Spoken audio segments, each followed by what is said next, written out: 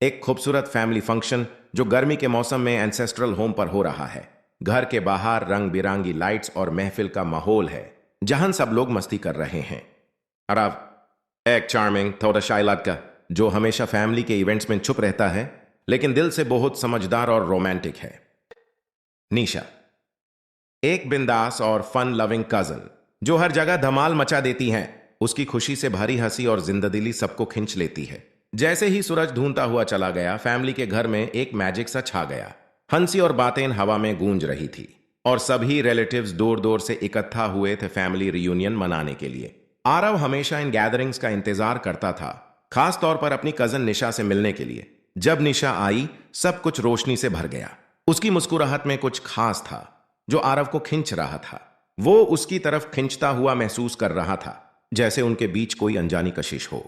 उन्होंने सालों से एक दूसरे को नहीं देखा था, लेकिन उनका कनेक्शन जैसे एक पल में वापस आ गया।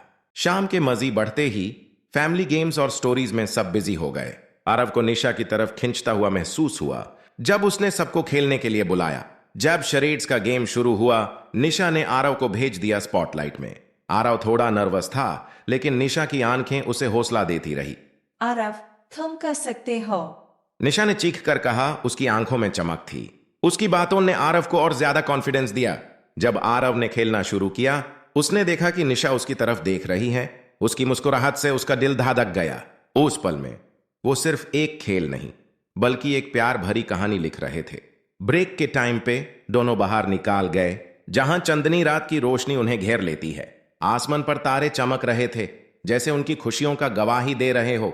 याद है जब हम पीठ के घर में छुपते थे? आरव के दिल में एक गर्मी महसूस हुई, जैसे उसने एक खास राज सुना हो। वो तो हमारा राज था, उसने कहा, लेकिन अब उनका राज कुछ और था। उनका प्यार एक नई शुरुआत की तरफ बढ़ रहा था। जैसे ही वो यादों में खो गए, उनके बीच की डिस्टेंस खत्म होने लगी। निशा ने उसकी तरफ देखा, आंखें गहरी थी।